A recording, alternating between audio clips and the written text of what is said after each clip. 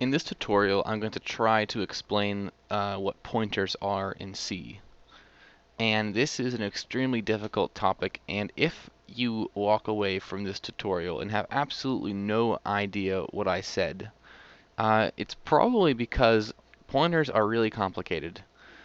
And it's also probably just because I didn't explain it very well. So if you're really enjoying this tutorial series, which I know is unlikely, uh, you could rewatch the video, and if that doesn't help, just find someone else's explanation of pointers, because different people understand pointers. It's not that you understand them differently, but different people using different illustrations, different examples, it just works differently for different people, because everyone learns differently.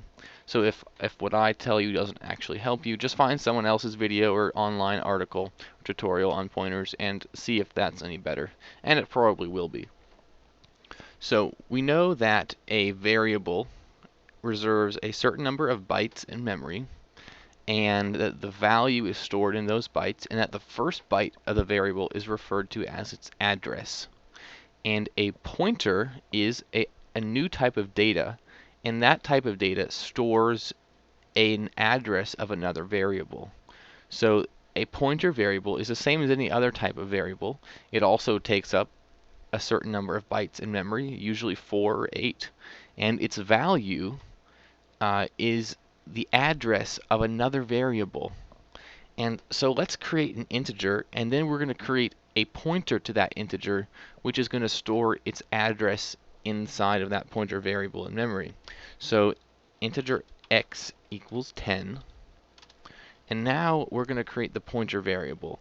And the pointer variable, we first type the data that the data of the address that we're going to be pointing to,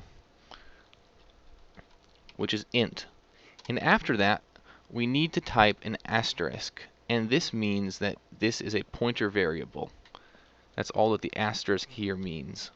And now we're going to create a name, and I'm going to call it PTR. It'll just stand for pointer. And I'm going to give it a value. It's going to equal the address of x. And we remember that the address variable, the address operator is the and sign.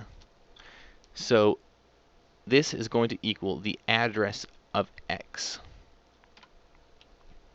So now we have a pointer variable that the value of that variable is the address of x. And no matter what what variable we're pointing to, this here must be the same as the variable that we're pointing to. So if this is an integer, this has to be an int asterisk. If this is a double, this here would have to be a double. And so you always have to have the same data type in both places. An integer asterisk pointer can only point to an integer, and the same with any other data type. Alright, so in this tutorial, you have taken the address of a variable and you have assigned that to a pointer variable.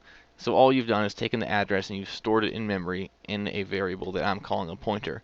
Now, it still might be a little bit fuzzy on what a pointer is, but all you have to know is that inside of that pointer in memory, it stores the address of another variable.